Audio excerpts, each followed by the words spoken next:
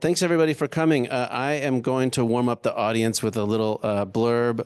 My name is Jason Gard with Essential Education, and you might have interacted with us last year when we gave away about 1,200 copies of our new retention guide, which was a result of a nationwide PLC. Well, this year we are tackling adult learning challenges, and we have a new guide here. And as you may already know, our ABE and HSE Academy is designed to deliver breakthroughs with the hardest to serve students, as well as MSGs and accelerated credentialing across the board. But our new guide presents current research, activities, and tools to boost engagement, uplift, and empower every kind of learner that you work with. So I hope you will take one of these vouchers that I'll hand out to the exhibit hall. It's the big yellow and gray booth that you see when you first walk in. It's technically booth 601, and you'll get your free copy of the Overcoming Adult Learning Challenges. We would love to hear about your adult educator challenges because our whole staff is geared towards helping you overcome those challenges. So we want to give you all the training and support that we have to offer. And the big news flash from me is that last night our full HiSET Academy in Spanish narration went live. So that is available to be added to any license. Very affordable. And we also are the only providers of the official HiSET practice test in digital format with immediate diagnostics. So come by and find out more in the exhibit hall. And if anybody would like a voucher for your Overcoming Adult Learning Challenges guide, let me know and I'll hand you one. And now, without further ado, your presenters. Thank you. Thank you everyone for coming to our presentation, and thank you to our Essential Ed sponsor. Please take your flyer and go to visit their exhibit and our booth as well. Our booth is right on the corner over there. So if you go to their booth, just come to our HiSET booth as well. So today we're going to talk about enhancing essay writing skills for English language learners, effective strategies for success in HiSET. My name is Heidi Banerjee, and with me is Lindy Elwood, and we're both from PSI Services, and we are the presenter, provider of HiSET. Oh. Not working. It's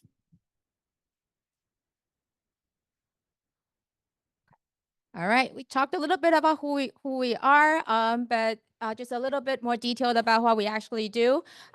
My responsibility is I'm a psychometrician, so my responsibility includes data analysis and putting forms together, and just making sure that all of your HiSET has 3 forms, so make sure every form is parallel, make sure they're fairness, and just looking at whether the items that are in each form adhere to the blueprint, all kinds of stuff.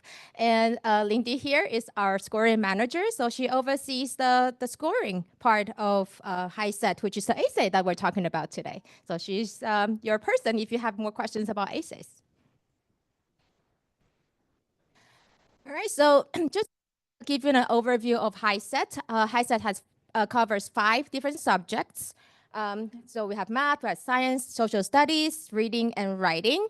But in this session, our focus is just on the writing part, and specifically just the essay writing part. Okay, but just to kind of break it down a little more, the writing test has 2 sections. One is multiple choice, and one is essay. Multiple choice, there are 60 items in the multiple choice section, and then 1 essay, and they're all together in 1 test. So within 120 minutes, test takers have to complete both the multiple choice section and the essay section, and they can choose to first do the essay one and then come back to do multiple choice, or the other way around. So it's flexible, but they have to do both tasks within 120 minutes. Okay, and what exactly do test takers have to do in those sections? So for multiple choice, which is not really our focus, but since it's about writing, let's just talk a little bit about multiple choice. For our multiple choice items, test takers have to, it measures test takers' ability to edit and revise written text, but in the form of multiple choice. So we give them options and they have to say, oh, which one fits the passage the best or the most appropriate with the adequate tone, that kind of thing. Okay, so it requires test taker to make revision choices about organization, diction, clarity, sentence structure, usage, and mechanics. Okay. And the essay part is the productive, and also the only productive part of the entire essay, entire HiSET. It measures proficiency in the generation and organization of ideas. So what test takers have to do is they first have to read two texts, okay, two passages, and have to create a written response in relation to the two passages that they just read. Okay.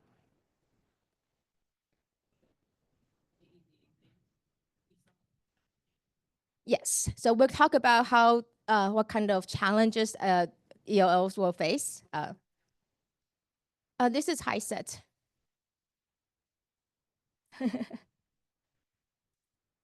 Yeah, no problem. Well, thank you for stopping by.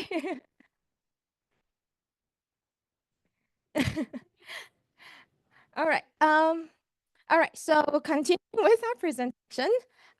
So for essay question, okay, we specifically measure for the first thing is the test taker's ability to develop a central position of claim, and also their ability to organize ideas, the ability to demonstrate language facility, and their knowledge of writing conventions. Okay, so those are the four things that we measure in the essay portion of the test.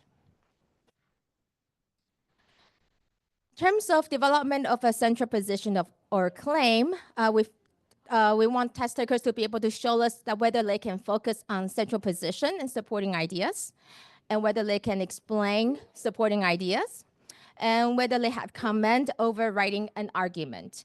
Okay, so basically, they have to kind of argue for a position after reading the two texts, and then they have to show their ability to take a position, provide supporting arguments, and have to have the command of the relevant writing conventions over that.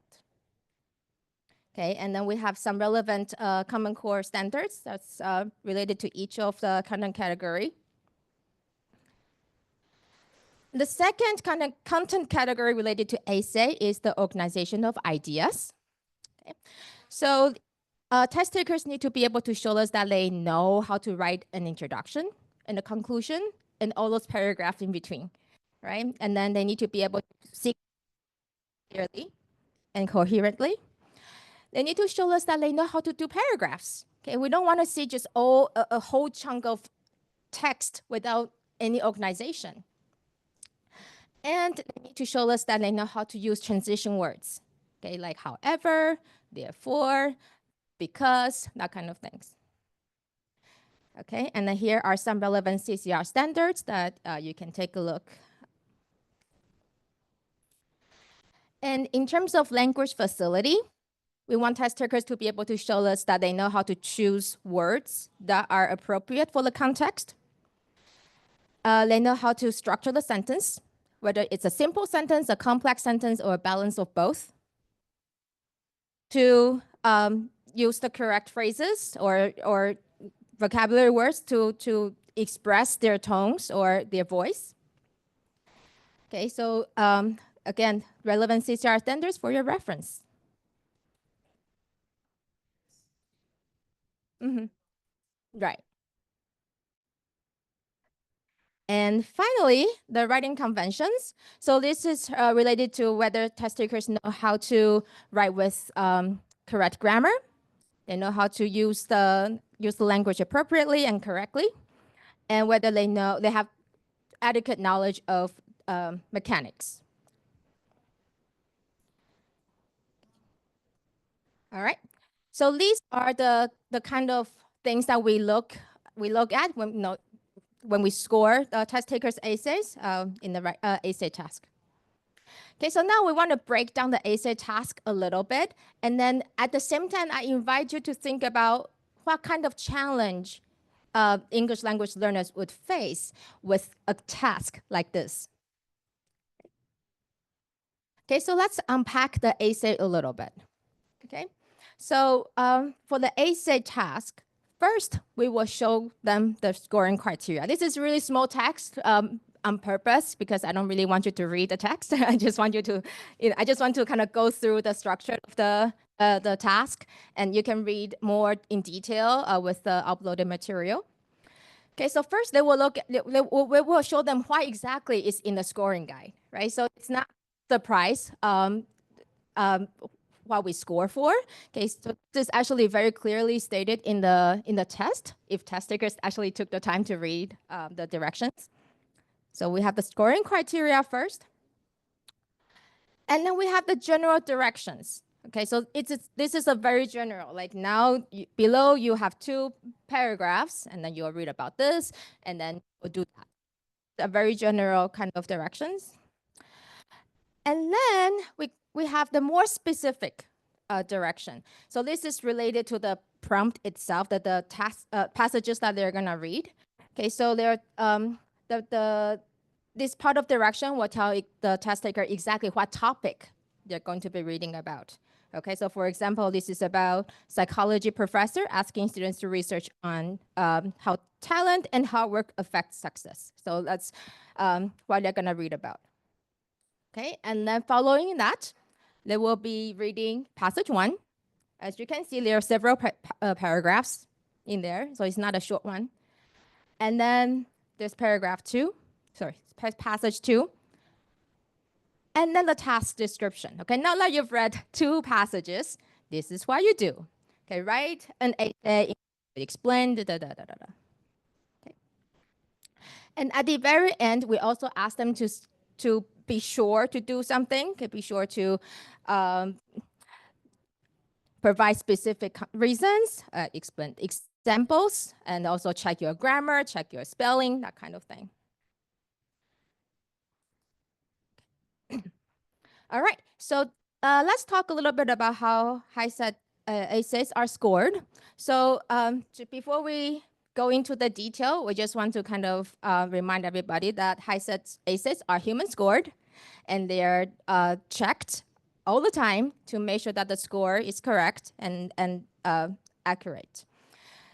Okay, so HiSET essays are scored on 0 to 6, but you don't see 0 here because only blank essays get a score of 0. Okay, so as long as they write something and that's not that's something that's scoreable, they get at least a 1. Okay, and for students who get a score of 1, well, they probably they demonstrate inadequate competence in writing. So we cannot really say that they know how to write an essay. That's how they get a score of 1.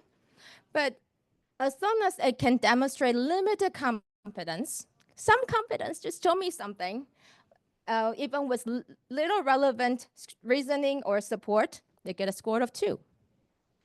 Okay, and the more they demonstrate, the more competent they show, the higher the score they can receive.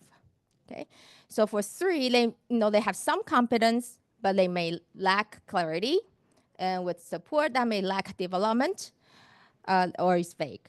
Okay, and for 4, which is the score for essay, if you want to reach college and career ready, is that test takers demonstrate competence in writing, and then they're generally clear. So you don't have to be super clear. As long as I know what position you're taking and what evidence you're showing, you're good. Okay, and then 5 is clear competence, and 6 is high degree of competence. Okay, so just kind of give you a score sample response. But before we go into the sample responses, let's talk about let's kind of look at what this task is asking the students to do. Okay, so we're looking at articles about casual dress codes at work. And then it was written by columnists of a business magazine and appear side by side in a recent issue. Okay, so we're not gonna read the detail, but passage 1 is about, so the person who wrote passage 1 is in favor of Casual Friday. Okay. And the person who wrote passage 2 is against. Okay, we got two very clear positions, one for and one against. And test takers have to read those positions and then provide their response. Okay, now this is what I actually want you to read. So I'll give you like about a minute to read this sample response and see how you would score this sample response.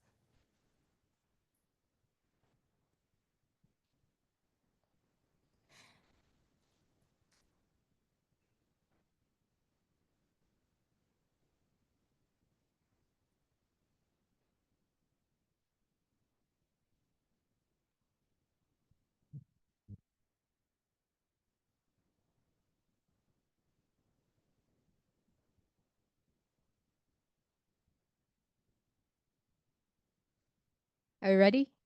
Okay.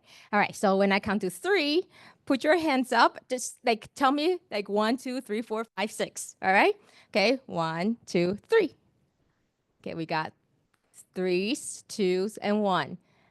Okay, and 2s. Okay. So this response actually received a score of 2.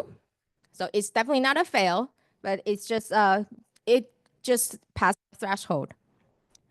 Okay, because it had limited development of a central position of claim or claim. There's minimal development of introduction and conclusion, so there's really no clear introduction or conclusion in this little paragraph.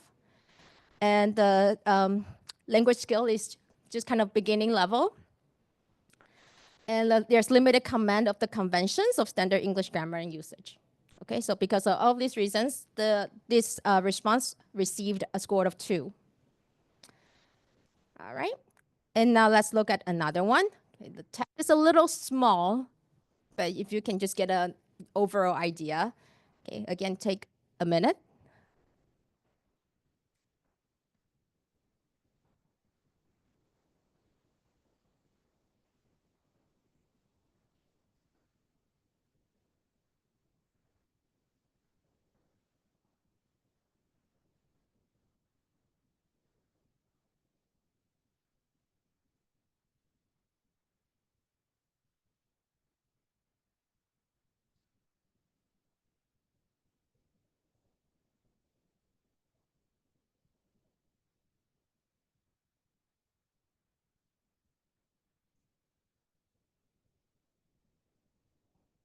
You guys ready?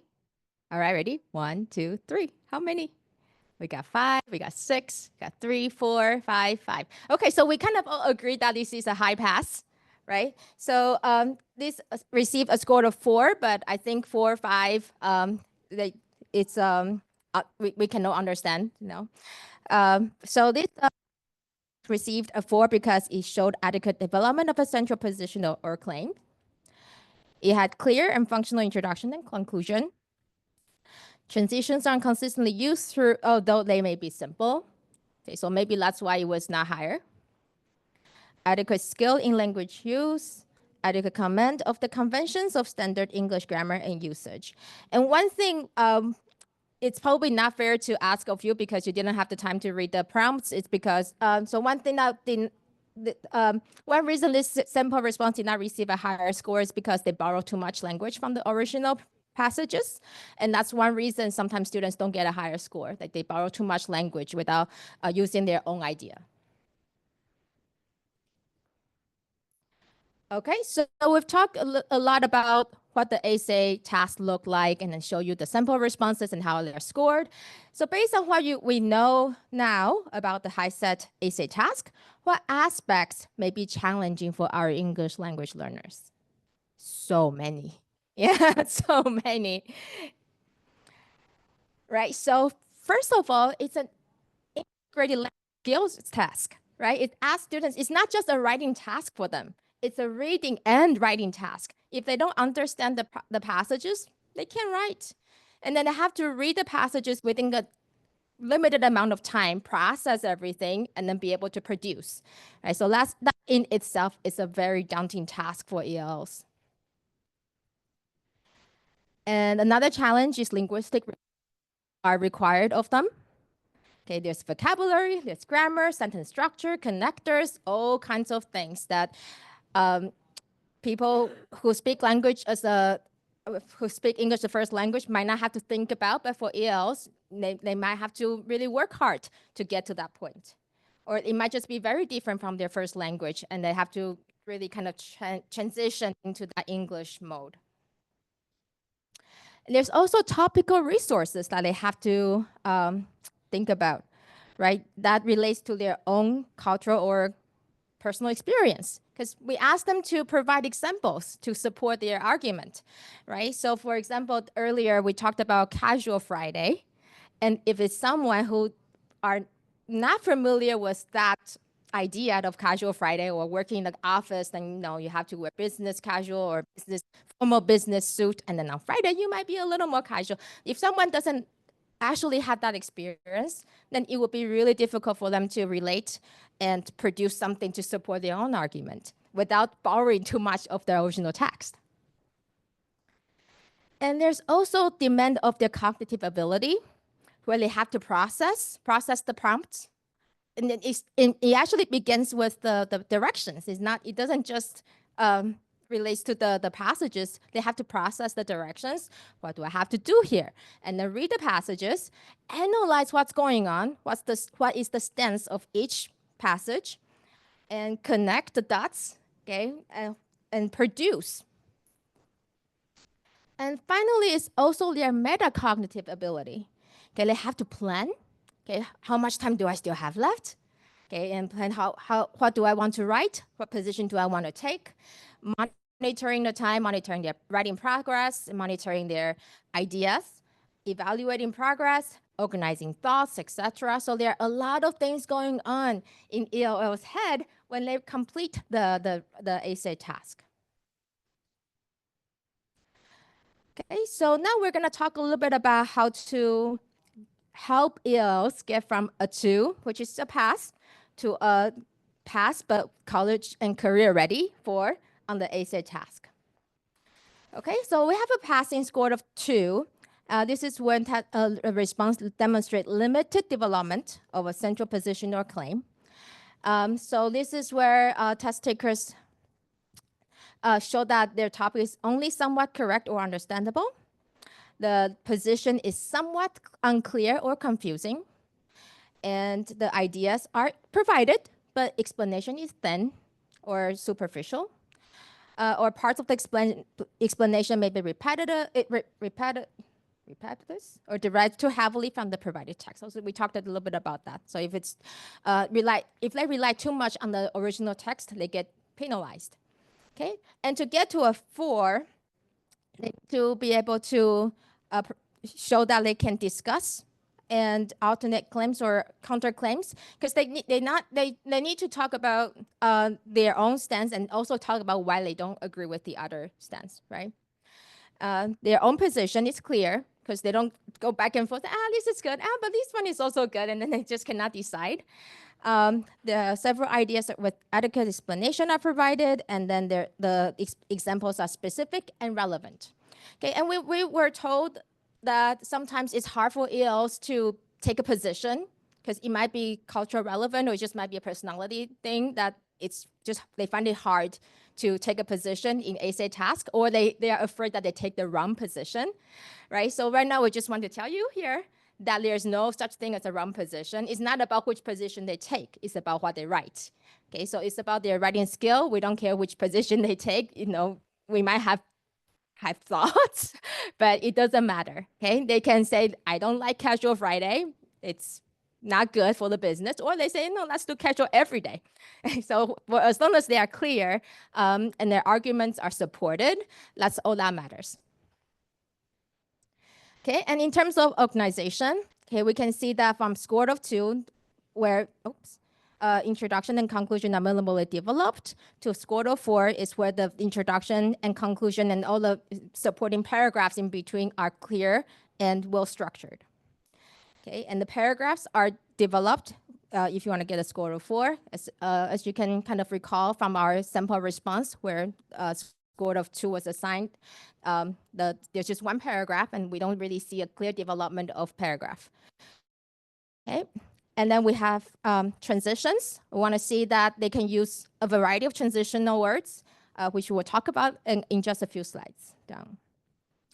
And in terms of language and grammar, okay, so for score of 2, word choice is general repetitive. Okay, and score of 4, we can see that they are more specific and they're more varied. Okay? And again, for sentence structure, score of 2, sometimes they're less controlled. They might be just long sentences. But score of 4, we can see that they have variety in length. They know to balance between simple sentences and complex sentences. Okay, and score of 2, we see that there's limited command of conventions. But then when you go to score of 4, we can see that they are getting better at it. Maybe there's still some errors here and there, but the errors are probably not as noticeable as the responses in score of 2.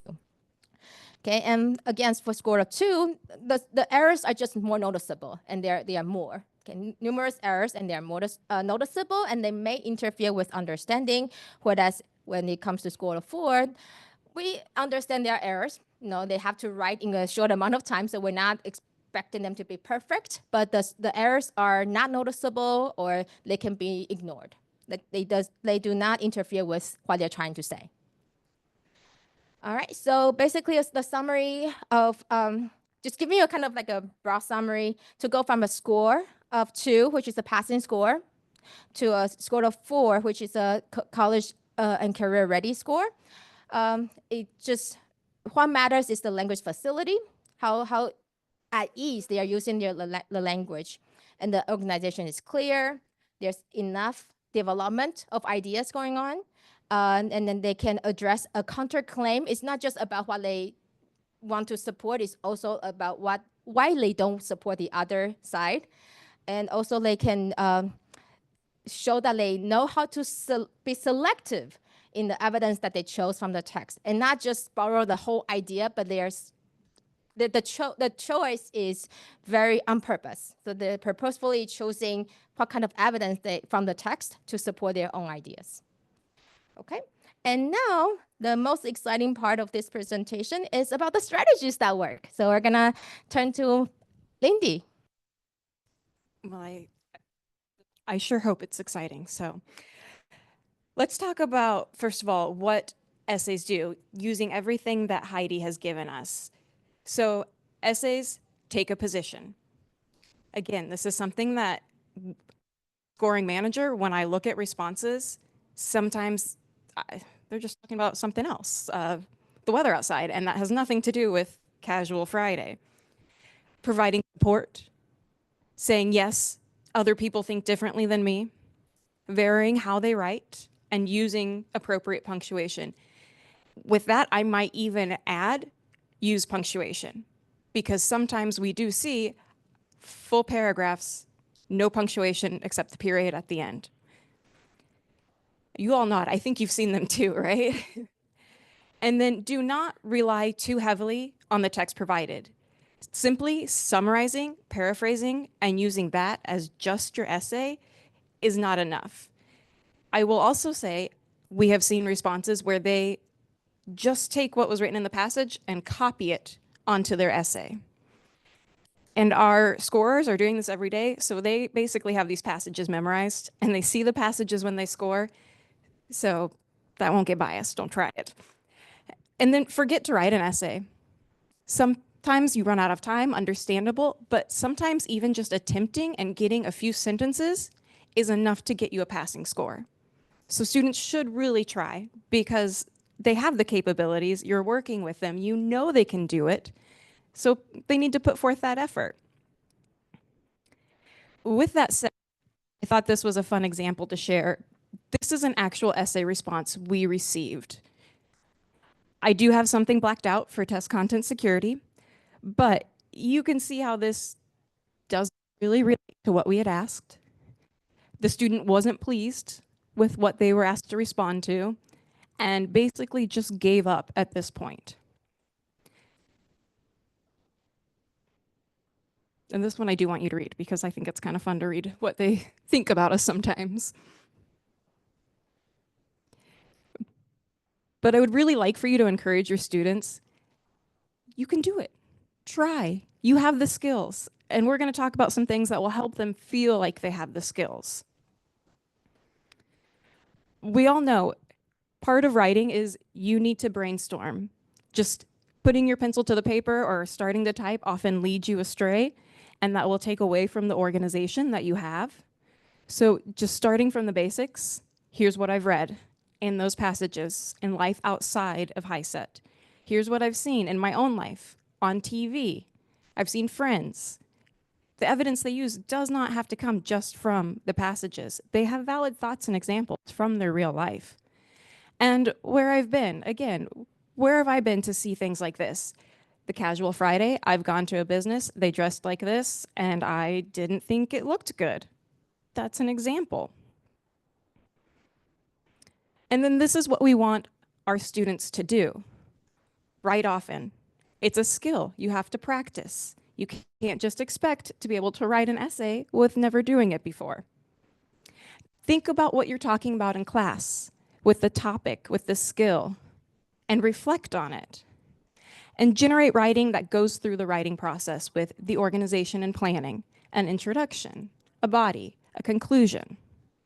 Make sure they have background knowledge, and if they don't, they know something about it. They can connect to it in some way. There isn't just something you look at and you have no idea about it. So I'm looking at this painting, oh, it's a woman. Look, I've connected to it in some way.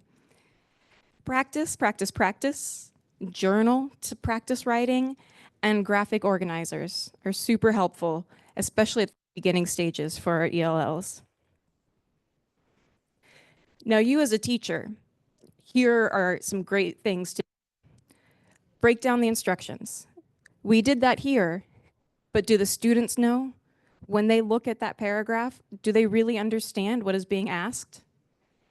Write in class and use mini lessons, short lessons. Keep them focused. They don't have to write a full essay every day.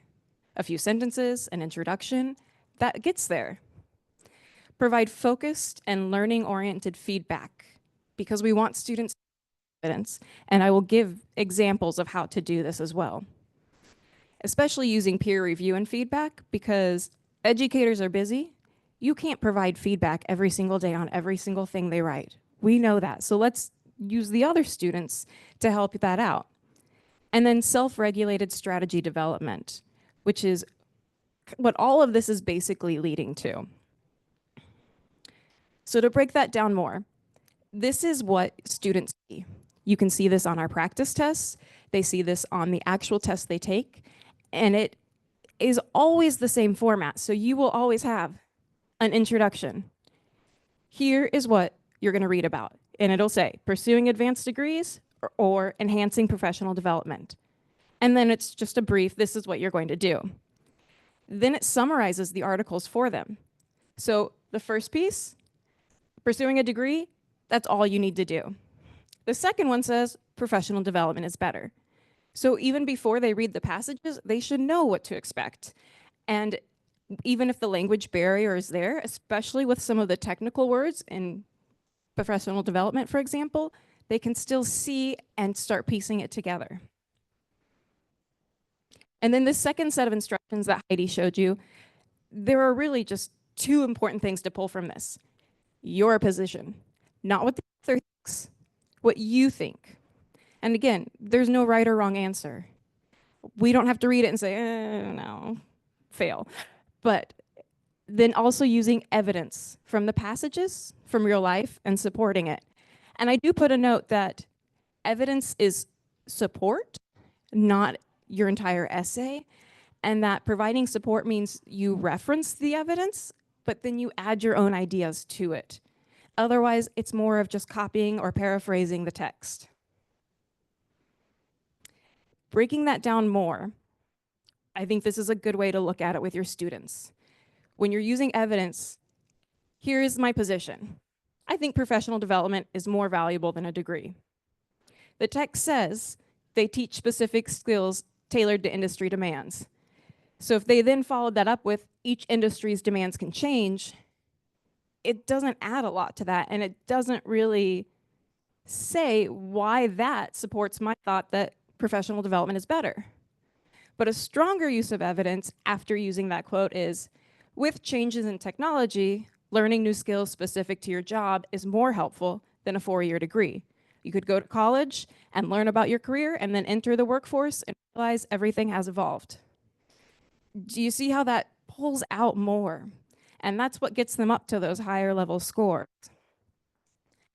I think it's also important to note we don't need MLA formatting or APA. You don't have to cite the author a certain way. You can simply say, the first text says, the first author thinks. But it's also helpful because in that transitional language part of the rubric, introducing it helps with that transition and organization component of the scoring criteria. And again, introduce it. I really like that. Introduce it. Then when we're thinking about how do we teach our students, especially ELLs, gradual release of responsibility. Basically, I do it. I'm the teacher. I model. I'm explicit. I explain to you how to do this. And then we do it together as a class. Maybe I give you a sentence starter and you all join in to add endings. We practice before I let you go off on your own. And this is something we do in everyday life and don't realize it. Kids learning to ride a bike. You don't just say, all right, here's the bike, go get them. That won't work. And the same with writing. If you say, okay, write an essay, that just lowers their self-esteem and causes frustration, which then causes them to shut down, especially in high stakes moments such as testing. The idea of mini lessons can be really helpful. These start, and they have very basic components where you connect to prior knowledge. You can say the prior knowledge is something you already taught them, or their own lives. Connecting to their own lives is particularly helpful because who doesn't like to talk about themselves, right? That's how you can get a lot more engagement. You then transition that to, okay, here's what we're doing today. Here's how it relates. This is then when you say, this is our focus. Here's what we want to try to accomplish today. You know, teach it, obvious part of it. This is the I do. I'm explicit. I'm modeling. I'm showing you exactly how I would do it. And most importantly, these first parts of the lesson, no more than 15 minutes. If you think about this presentation, how many times did your mind wander? You checked your phone, you wondered about something else. We're humans, it happens. But we need them to focus on this part because we need them to get these skills. And then practice. This is the we do and you do. We do it together, you do it, and then we offer feedback. Now, feedback sometimes is difficult, especially if you want your students to give feedback to each other. Feedback is not just a critique. Feedback is supporting the writing process. It has clear criteria, which in this case, you can use the HiSET scoring guide. We have it online. They have printouts over at our booth. Please come and get it and show students. They know what they need to write and what to do to pass. You can do it. And then relate that to the learning goals. It's also very important to include self-reflection and then opportunities for improvement, which I think is an important phrase as well. You didn't do it wrong. You have an opportunity to improve. This is a learning moment. And any type of feedback should support a student's self-confidence. Often, people think of feedback as, this is right, that's wrong. That doesn't help you learn, and it doesn't help you feel good about yourself. And feedback isn't just a grade. Again, a grade doesn't necessarily support. A lot of times it lowers confidence. And anything that doesn't have an action to it isn't great feedback. You did this well. Here's how you can do it better. They need specifics. And if you teach your students how to do this with each other, even by using just basic model sentences, you did this, blah, blah, blah. You focused on this. They can do it with each other. And then this all leads to self-regulated strategy development, which is what you really are doing as teachers with metacognition. You don't realize it, but you're doing it, and I'm sure you're doing a great job. But this is just making students aware of everything that you have taught them. They know they can think about the writing process. This makes sure they have an understanding of the strategies, and then it also gives them opportunities to use it. And then rather than having a formula for writing an essay, so paragraph 1 is this, paragraph 2 is this, they have a toolbox of things they can pull on while they're taking the test to write. This also shows students, when you're teaching them how to think about thinking and how to think about writing, they are writers.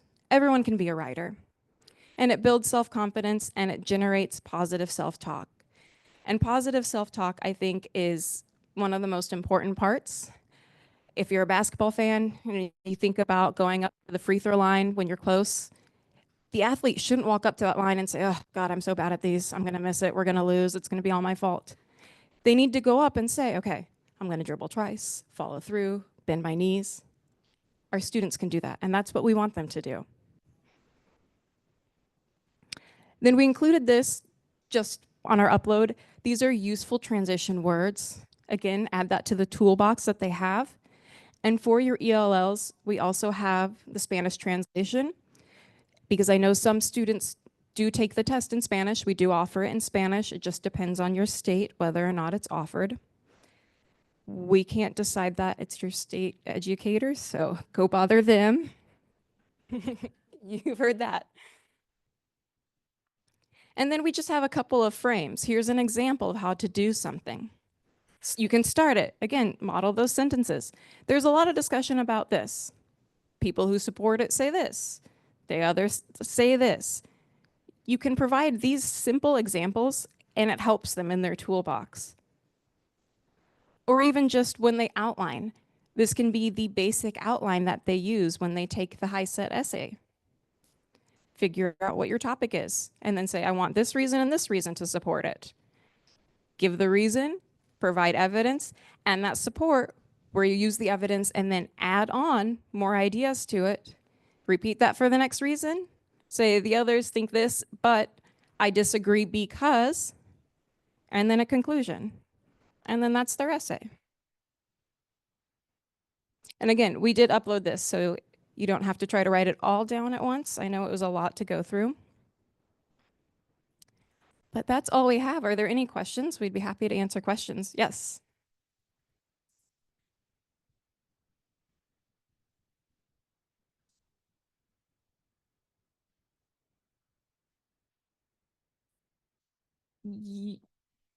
Yes, I would say I can see it. I was an ELL teacher, so I also, you understand there's certain things that you pick up on, but that doesn't impact when we look at it and read whether or not we're going to score differently.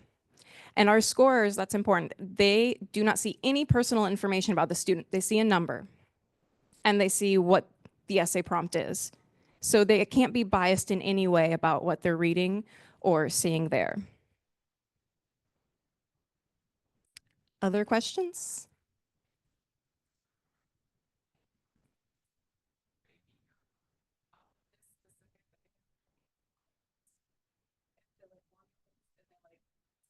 Mm-hmm.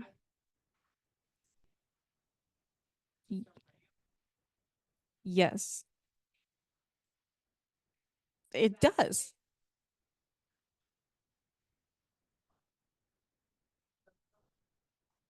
Mm-hmm. The only thing I say about the word formula, we have some students who are Spanish-speaking students who take what the teacher writes as, this is what I have to memorize, this exact introduction. And I have seen it where all the students from that testing center had the exact same introduction. And then that just causes more problems because we flag it as potential cheating. It delays their scores. We have to investigate. So it's not memorize this exact thing and you will pass. It's here's how you can do it. Like you said, it's a guide. It's a guide to organizing. Yes.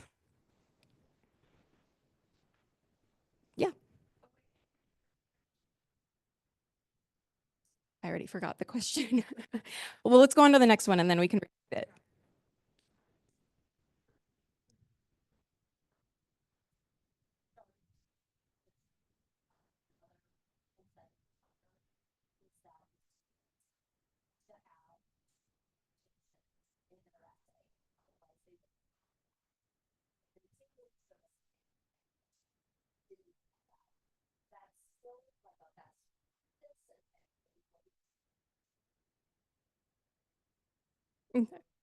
The question was, this educator was taught by someone else that to pass, they had to have 2 quotations in the essay in order to pass.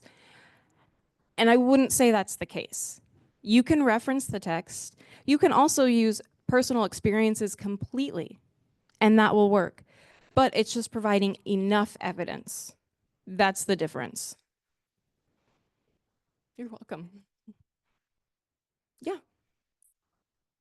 My students have a lot of trouble like bridging, going from. Actually, can I just, so I don't have to memorize it and repeat? Yeah, sorry, I'm You're fine. using it. My students have a lot of trouble moving from, here's my evidence to that sort of higher level step where you explain why that they are citing is relevant to their own argument. Strategies for teaching that, strategies for helping them bridge that, I don't know, gap. Thank you. Welcome. That is a tough one, because their thought is just to use it and then summarize it again. But I would say it's more that metacognition, thinking, why did I choose this? Why do I think this supports it? And then that's what you're using to explain. Because they didn't just go, yep, I'll take that one. Yep, I'll take this. No, there was a thought process, and it's acknowledging that thought process and using it when they write. Yep. Well, we are also at the booth. If you have more questions, come and talk. I love to talk essay scoring. It's all I do all day. I'm just kidding. I do more, but I do love to talk about it. Thank you all for coming. We appreciate it.